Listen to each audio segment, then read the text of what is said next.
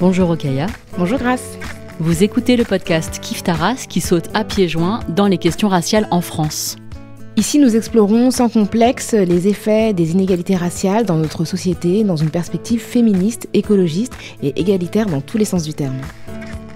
Dans cet épisode de Kiffe ta race, nous abordons le sujet du colorisme que nous souhaitions mettre en avant depuis au moins aussi longtemps que ce podcast existe.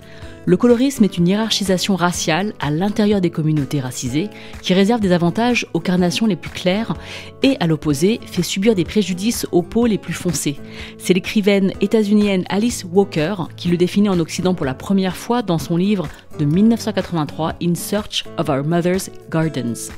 L'histoire du colorisme est inextricable de celle du racisme, de l'esclavage et de la colonisation et s'immisce dans tous les aspects de la vie. Pourquoi entend-on dire, à tort, que les bébés métis seraient les plus beaux alors que le métissage est né dans la violence ? Pourquoi le marché des produits blanchissants pour la peau explose malgré leur dangerosité pour la santé ? Pourquoi Zoé Saldana a présenté ses excuses pour avoir interprété le rôle de Nina Simone dans son biopic ? Restez avec nous dans ce Kiffe ta race consacré au colorisme dans le contexte spécifique du Brésil pour mieux comprendre ses effets et les surmonter partout dans le monde. Kiffe ta race sur Pseudo Radio.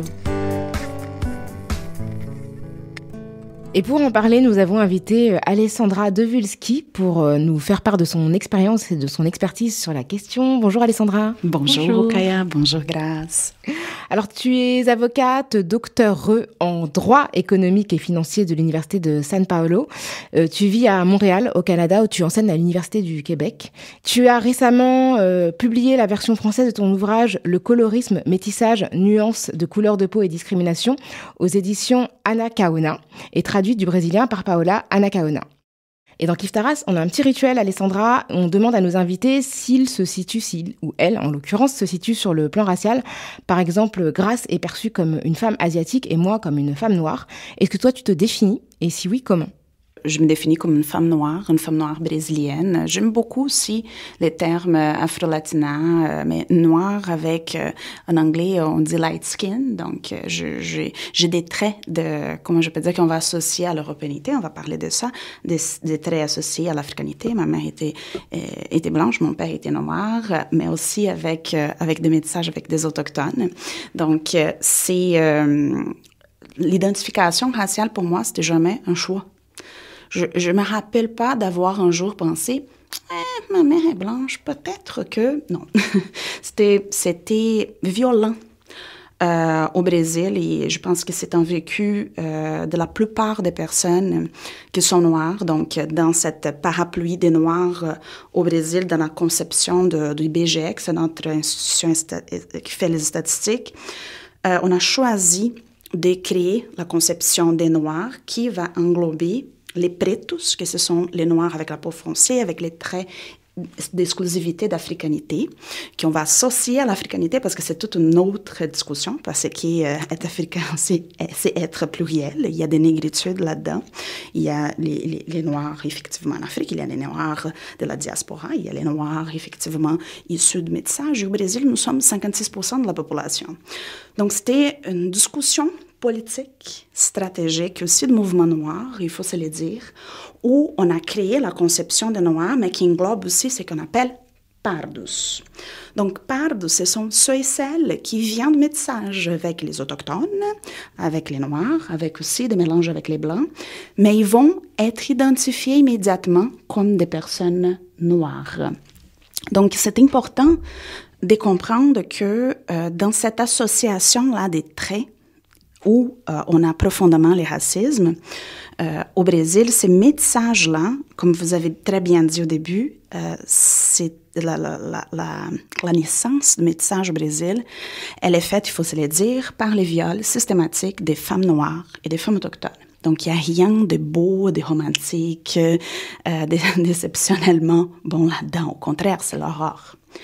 C'est sûr que dans cette conception-là de lutter contre le racisme au Brésil, le fait que pardos et pretos, compris comme noirs au Brésil, on va revendiquer des budgets étatiques pour des questions de la santé qui vont toucher plus les communautés noires ou parfois les communautés autochtones aussi, avec beaucoup plus de force. Avant qu'on rentre dans la politique d'action positive au Brésil, est-ce que toi, à titre personnel, il y a une anecdote qui t'a fait t'identifier comme noire? Un plaisir.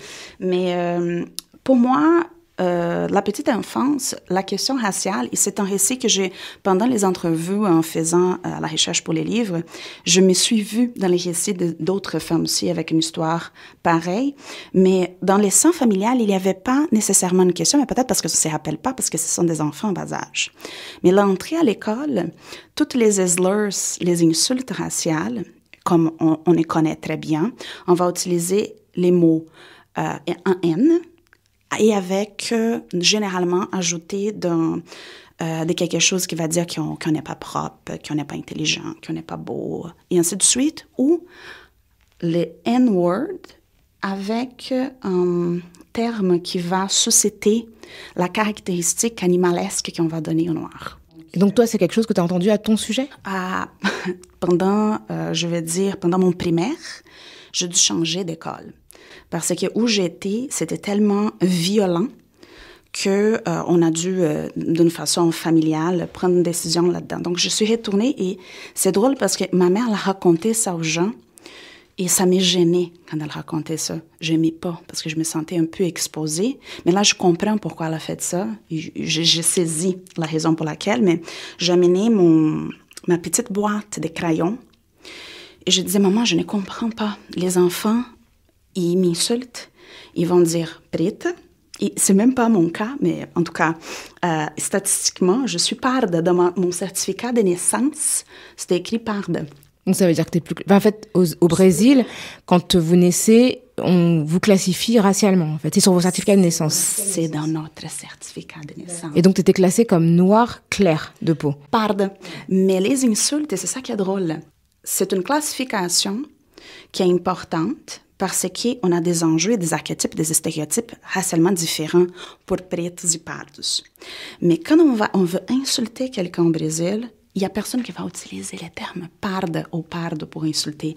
Tu vas évoquer ta négritude. C'est là où on va dire preta ou les N-words avec quelques termes qui sont péjoratifs. Et là, je menais ma petite boîte et j'ai dit, maman, il y a un problème parce que je mettais les crayons noirs et les crayons bruns. Et je disais, tu vois, je suis brun. En plus, il y a une précision là-dedans. Parce qu'il m'appelle de... Pourquoi je ne comprenais pas les poids politiques? J'avais quand même 6 ans. Et c'est là où j'ai compris qu'il y avait quelque chose de profondément, comment je peux dire, dans les sphères de politique et d'idéologique. Mais j'étais un enfant, je ne pouvais pas saisir de pourquoi.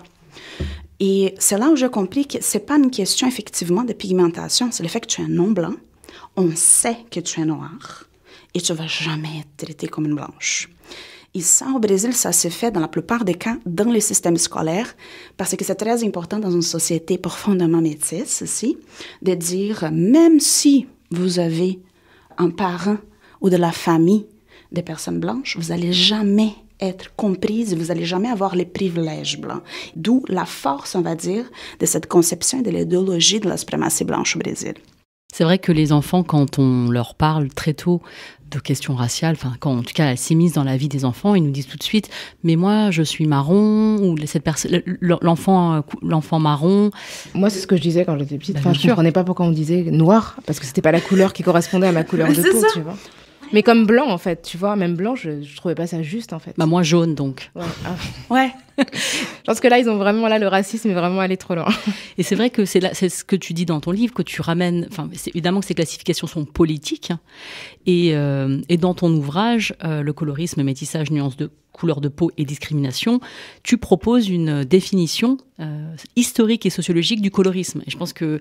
Est-ce que tu peux nous la rappeler ?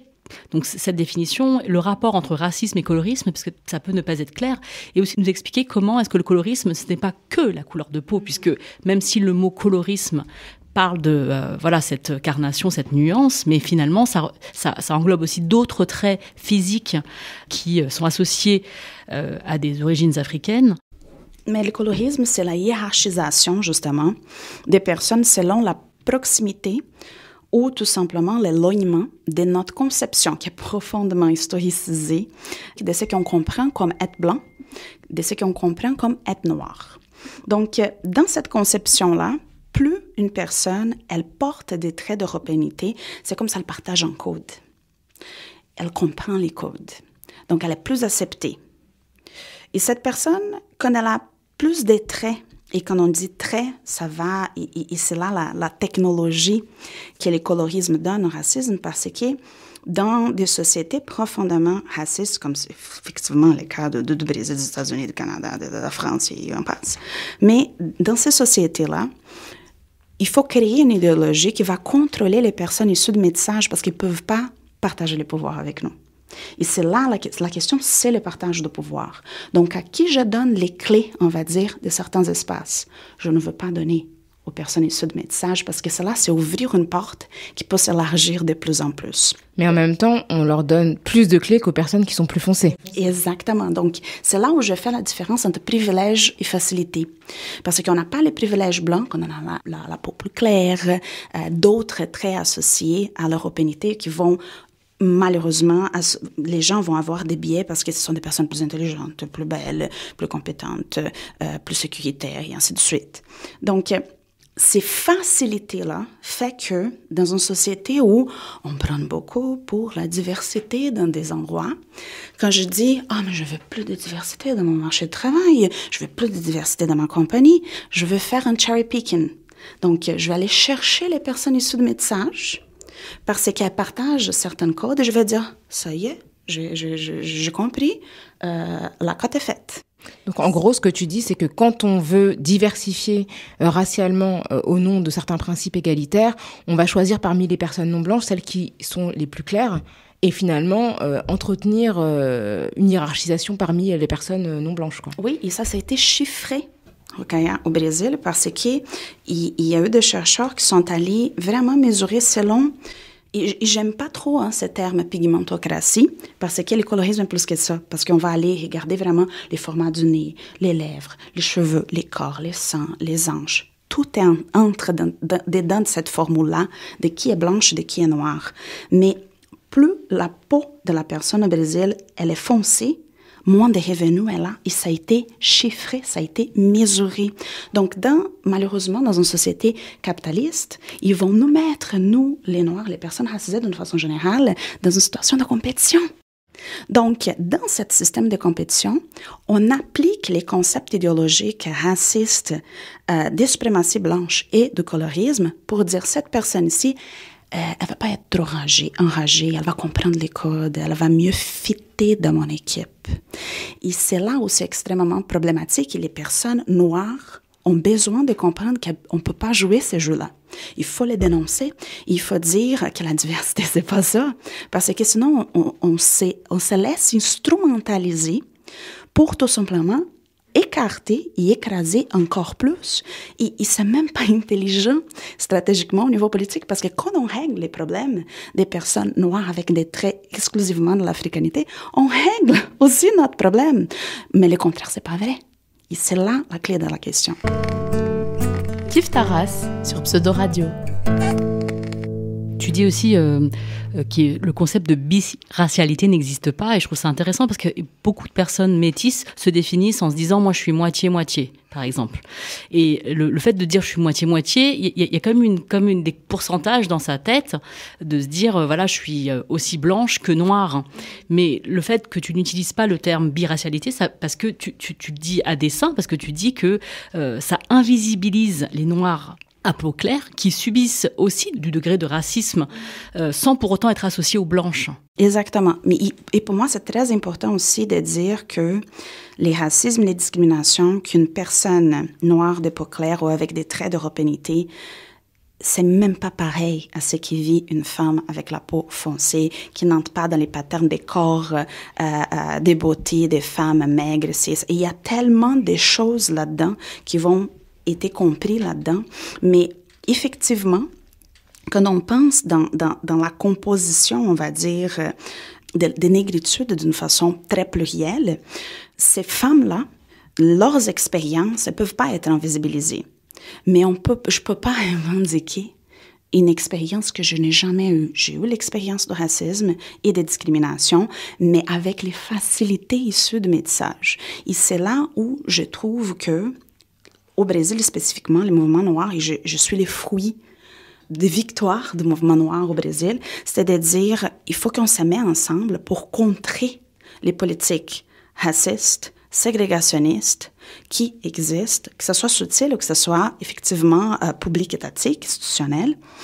Il y en a eu énormément de victoires. Et pour moi, le grand symbole de cette victoire, c'est la politique des quotas au Brésil, où on a rassemblé les gens là-dedans pour dire, cette personne est non blanche, on va commencer à établir des quotas, parce que c'est pas possible que moi, comme femme noire au Brésil, j'ai jamais eu un médecin noir, j'ai jamais été soignée par un médecin noir, j'ai jamais été soignée par un dentiste noir, j'ai jamais eu un professeur noir, j'ai eu une professeure noire, quand j'étais déjà au doctorat, dans une situation qui est très quotidienne au Brésil, toujours la seule noire dans une salle composée de personnes blanches. C'est pas normal. Alors que les personnes noires composent 56% de la population, tu l'as rappelé tout à l'heure. Exactement.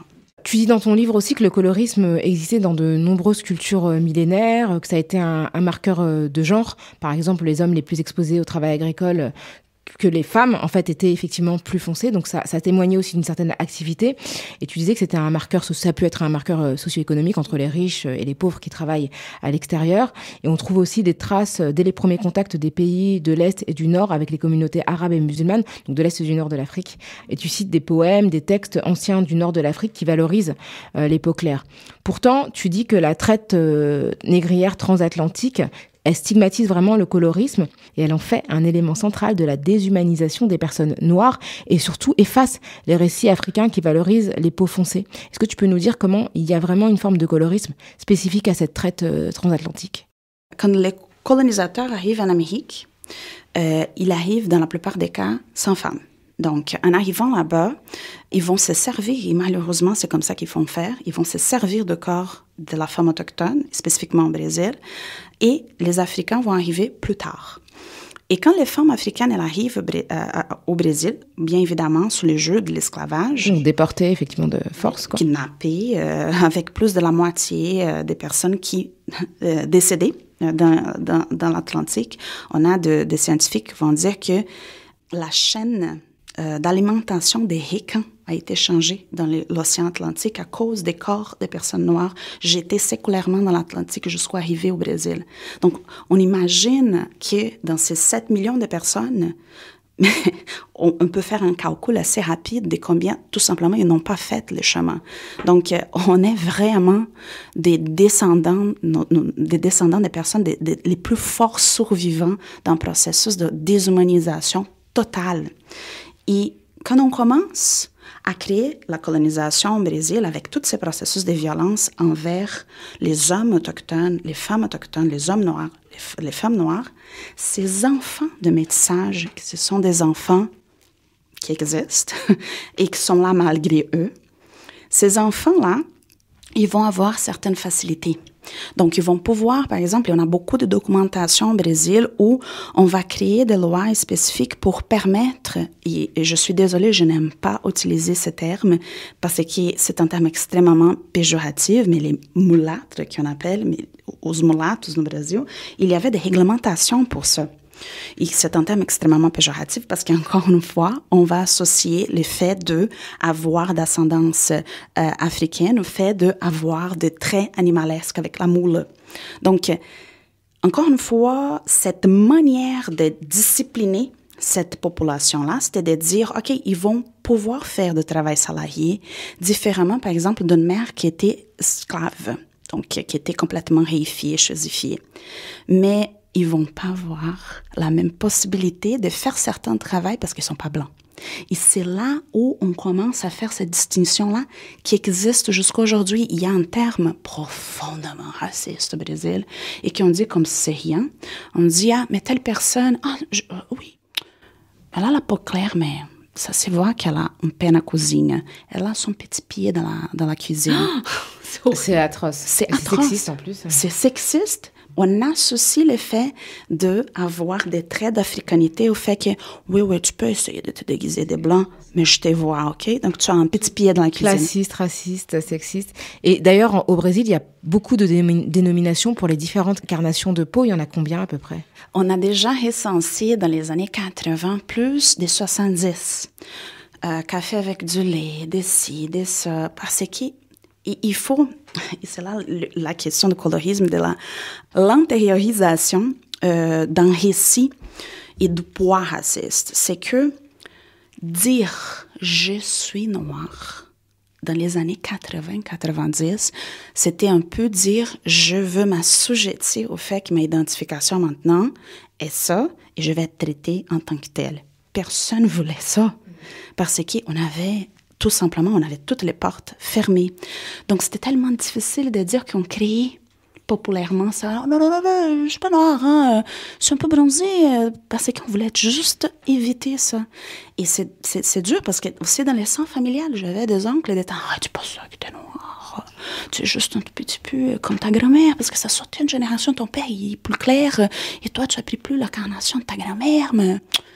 Tu sais, j'avais des tantes qui disaient, on était tous les enfants, écoute, j'ai cassé mon bras 4 fois, j'étais un enfant extrêmement actif, j'étais terrible, et on allait beaucoup dans la piscine et dans des rivières, et j'avais une tante qui était comme tout le temps, mais arrête de rester dans le soleil, tu vas rester trop foncé, sors. Donc, on voulait protéger.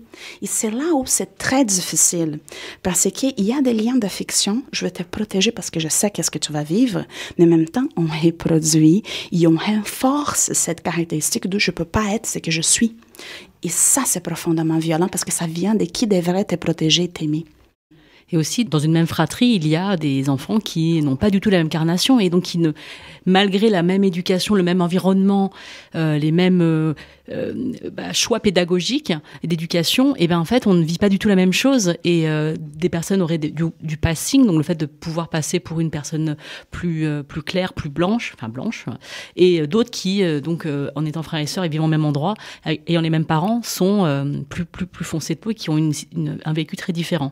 Il y a des archétypes que tu cites dans ton livre qui sont très réducteurs et qui demeurent encore aujourd'hui. Et pour les femmes, il y en a 3 principaux. Il y a la maternité forcée, donc la nourrice d'enfants blancs, dévoués. Donc, dans Autant porte le vent, c'est donc l'image de Hattie McDaniel, cette mère sacrificielle dénuée de désir et de vie personnelle. Il y a aussi, dans un deuxième temps, la domestique pour travaux pénibles, qui aussi fonde le capitalisme aujourd'hui, le fait de sous-rémunérer des personnes qui font un travail essentiel, donc le soin de la cuisine et de la maison, et c'est ça le prix de l'intégration dans la maison du maître, si on fait référence à l'esclavage, et aussi dans des domaines de la sexualité et de la culture, qui sont dévolus à ce terme que tu as cité tout à l'heure et qui est extrêmement péjoratif, qu'on dit la mulâtresse, qui est très sexualisé et qui serait dévolu au travail du sexe, à la vie d'artiste, à des relations extra-conjugales. Et tu cites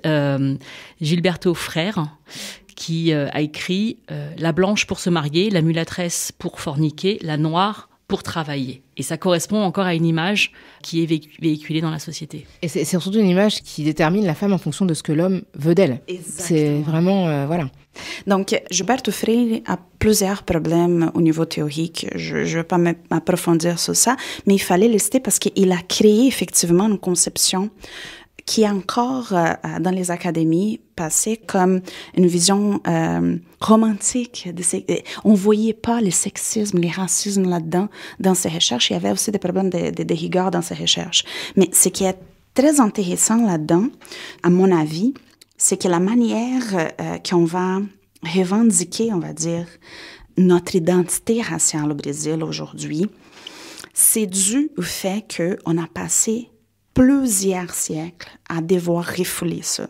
C'est pour ça qu'en ces moments, quand on dit au Brésil « je suis noire », je les revendique et je vais lutter pour qu'on arrive à avoir une vraie démocratie, parce qu'on ne peut pas dire qu'au Brésil, on vit sous une démocratie réelle quand on voit qu'est-ce qui est fait, par exemple, avec les enfants dans des favelas.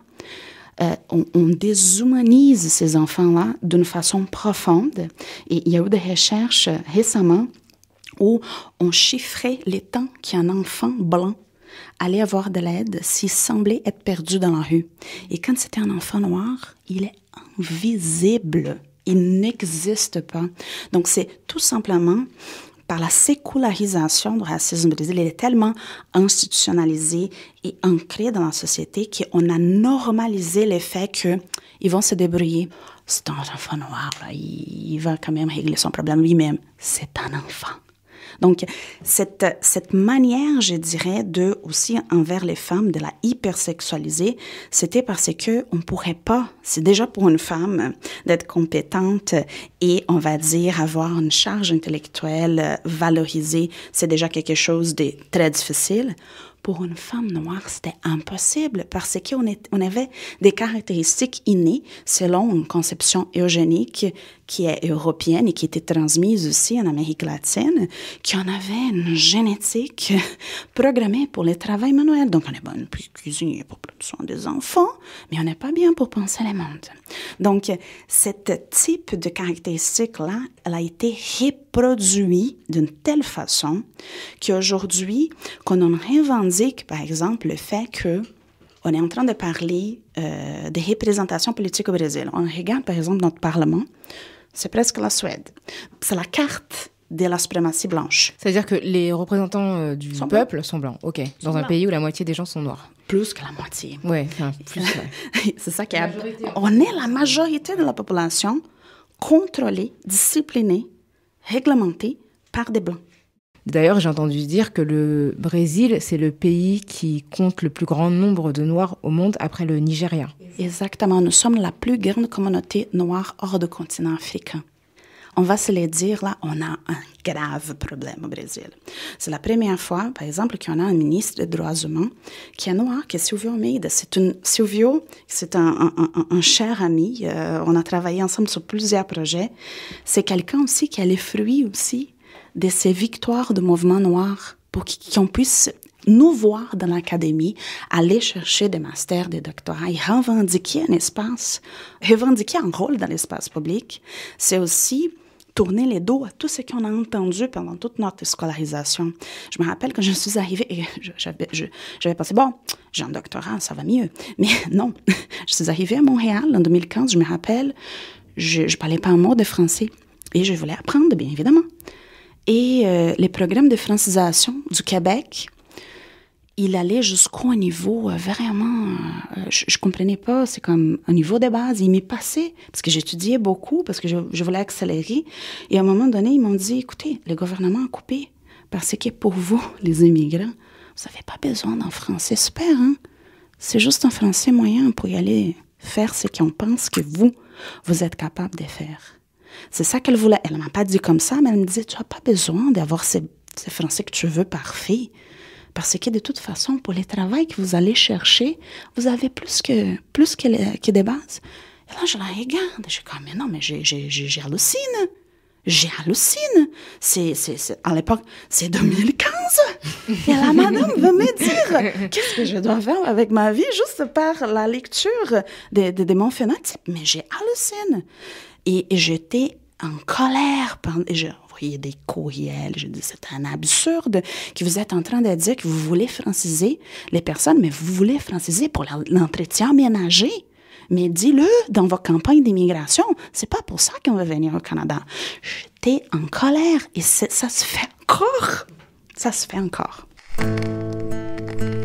Kiffe ta race avec Rokhaya Diallo et Grace Lee sur Pseudo Radio. Dans notre rapport au corps, notre propre corps aussi, le colorisme joue beaucoup. On a ancré le désir d'atteindre l'inatteignable, c'est-à-dire l'idéal blanc. Lisser les cheveux crépus, décolorer les cheveux foncés en blond, dépigmenter la peau par des crèmes décapantes, blanchissantes, opérer la forme des yeux pour obtenir la double paupière chez les Asiatiques de l'Est, porter des lentilles couleur pour les pupilles marrons. Voilà, ces pratiques qui peuvent abîmer les tissus de nos cheveux, de notre peau, causer des séquelles irréversibles qui peuvent être fatales. Et pourtant, ce marché est en explosion. Comment on peut lutter contre ce fléau qui nous fait vraiment beaucoup de mal? C'est la question. J'ai des souvenirs de ma grand-mère quand j'étais petite. Ma grand-mère, qui est une femme avec la peau foncée et qui a vécu une situation de racisme et de discrimination atroce, ma grand-mère, c'est une personne quasiment illettrée, donc elle dessinait son nom, c'est une domestique. Et j'avais moins de 10 ans, et elle passait la main sur mes cheveux, et elle disait, et je me rappelle du poids de ces mots, comme « Vous avez tellement de la chance d'avoir ces cheveux comme ça, parce que tu vas pas avoir besoin de faire tout ce qu'on a besoin de faire avec nos cheveux. » Et là, j'étais comme... Parce que pour les personnes qui nous écoutent, elle a les cheveux lisses. Oui, et je sentais le lourdeur de ces mots. Et ma grand-mère, quand elle avait déjà 80 ans, elle voyait pas bien déjà. Et la télé, maintenant, on a beaucoup de personnes noires dans les audiovisuels au Brésil, mais c'est très récent et c'est pas encore proportionnel. J'essaie juste de voir les verres moitié plein. Mais on part de loin, on a beaucoup de choses à faire encore. Mais il y a beaucoup. Mais les années 80, c'était les néants. Quand il y avait une personne noire à la télé, c'était celle qui faisait dans les rôles dans des soap operas, de la domestique, de la femme qui volait des choses. C'était toujours des rôles négatifs, la méchante. Ou celle qui n'a pas d'histoire. Elle miroite les dialogues de la femme blanche qui est... Parce qu'il faut qu'elle parle à quelqu'un quand même. Exactement, elle ne pourrait pas faire des monologues. Donc, on avait un rôle là-dedans qui n'est pas très valorisant, mais bon, des miroirs. Et elle s'approchait, elle disait, viens ma fille, viens voir ça. Et là, je m'approchais et elle mettait les doigts sur l'écran et disait, tu vois sa peau. Ça, c'est une femme de qualité. Et ça, je n'ai jamais oublié ça parce que j'ai regardé la femme, blonde, avec les yeux blancs, avec la peau de porcelaine super claire. J'ai regardé ma grand-mère, je me regardais, j'étais comme, alors je suis pas de qualité, moi, et toi non plus. Et ma grand-mère, c'était la personne, c'était l'incarnation de la bonté, de la générosité, c'était une femme extraordinaire.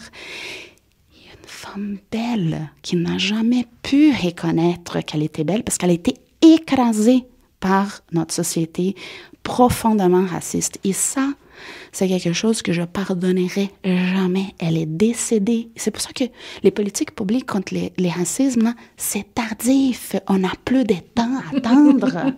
Vous savez, on a une vie biologique qui se finisse. Donc, même si on plante des semences, si on veut lancer des semences, mais moi, j'entendais beaucoup ça dans des processus d'immigration au Québec. « Ah, vous avez migré pour vos enfants. » Non, je migrais pour moi aussi. J'existe. Donc, cette histoire de « ça va être bon pour ma fille », non. Ma vie biologique, c'est là. Moi, je vais m'épanouir, c'est maintenant. Et c'est toujours le cliché de des femmes noires qui se sacrifient en fait pour les autres et qui ne pensent jamais à elles et qui prennent jamais vraiment soin d'elles. Qui est profondément injuste.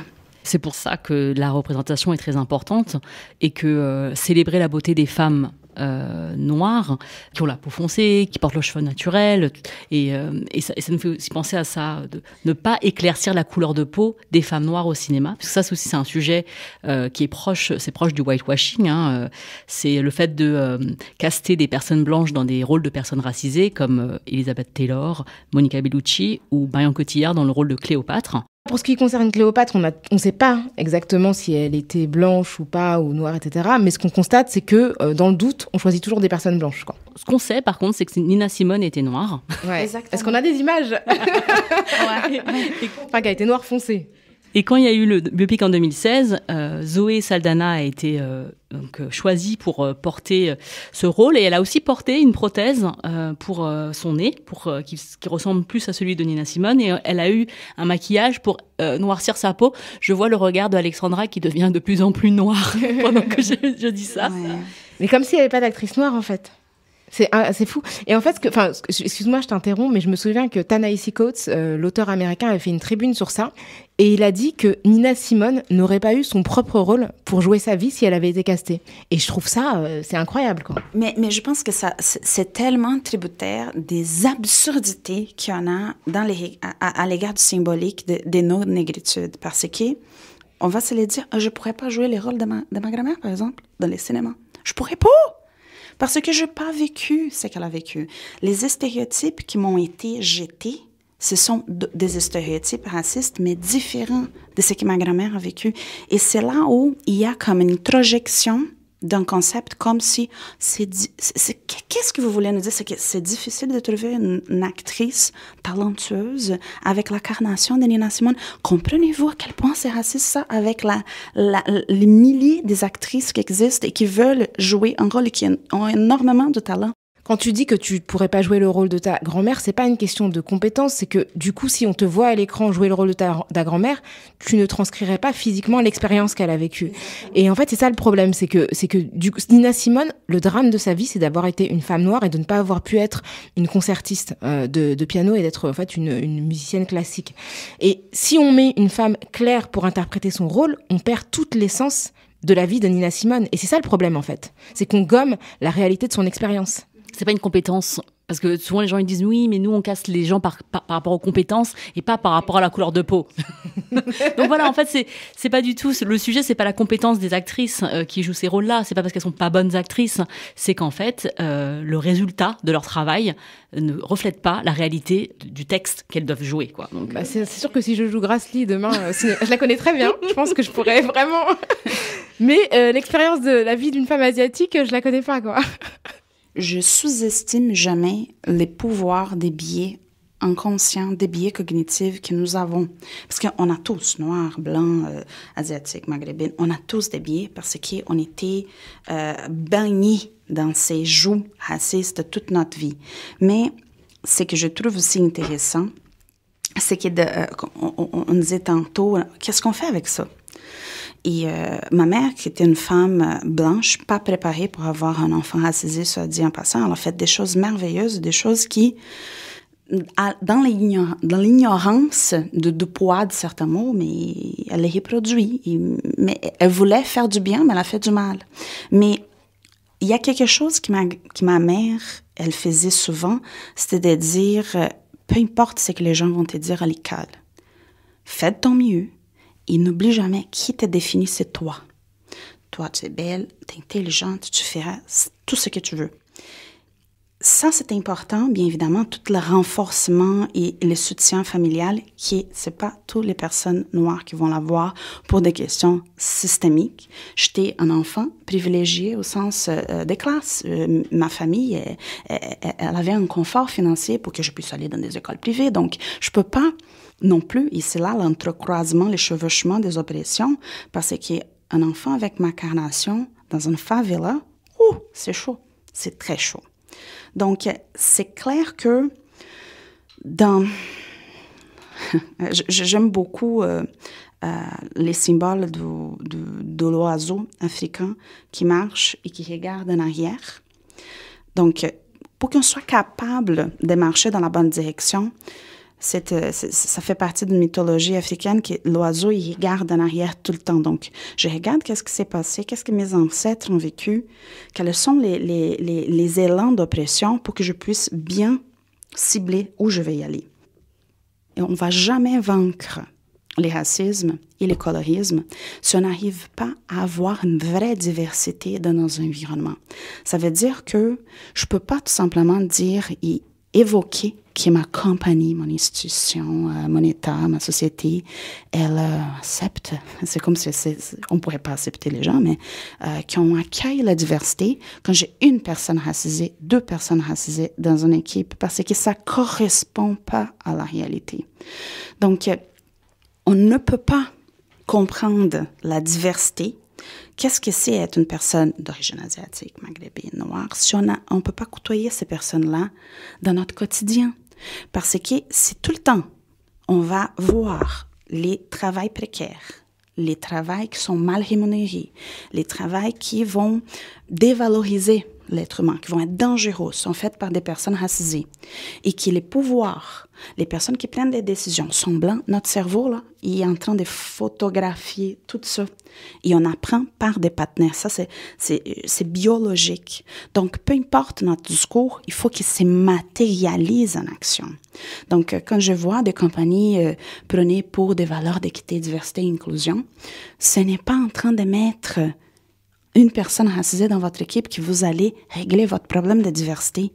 Votre problème est dans l'embauche, votre problème est dans comment vous allez écrire votre offre de travail. C'est quand vous allez dire, par exemple, au Québec, on valorise l'expérience québécoise. Ça veut dire quoi? Que l'expérience ailleurs est pas bonne parce qu'elle a fait du Sud? Qu'est-ce que vous voulez dire par ça? Donc, il y a une panoplie de choses qui peuvent être faites d'une façon concrète pour lutter contre ça, mais on a besoin de comprendre notre passé profondément colonial, esclavagiste. Et on a besoin de voir que les mesures qu'on prend aujourd'hui sont des mesures cosmétiques qui ne règlent pas les problèmes dans sa matérialité. Parce que les personnes racisées, elles ont besoin de se loger, elles ont besoin de manger, de scolariser leurs enfants, d'avoir une santé décente. Et c'est ces personnes-là, ce sont ces communautés-là les plus vulnérables. Dernière question, tu t'es présentée comme une femme light skin, donc à peau claire, et dans ton livre, tu rappelles que dans la question du colorisme, ce sont les personnes qui en bénéficient qui doivent être aux avant-postes pour dénoncer les effets du colorisme. Est-ce que tu t'es attribué cette mission en tant que femme claire de dénoncer le colorisme, et est-ce que tu penses que la responsabilité est plus lourde pour les femmes les plus claires, puisque les femmes les plus foncées, en fait, en sont victimes plus fortement? Moi, je pense vraiment que c'est une co-responsabilité là-dedans, mais les personnes qui ont des traits de métissage, on sait qu'on a plus de portes ouvertes. Et ces portes ouvertes-là ne peuvent pas être utilisées pour qu'on occupe un espace que ce n'est pas nous. Et c'est là où ça me dérange. Parce que je suis convaincue que des expériences que j'ai eues et des opportunités que j'ai eues, c'est parce que j'ai comblé dans l'imaginaire des personnes racistes que j'étais celle qui pourrait être engagée. J'étais celle qui était la plus facile en raison des traits et des conceptions racistes. Donc, notre rôle là-dedans, c'est de percer et d'amener. Donc d'ouvrir la porte aux autres. C'est d'éclater la porte. Merci pour ce beau message.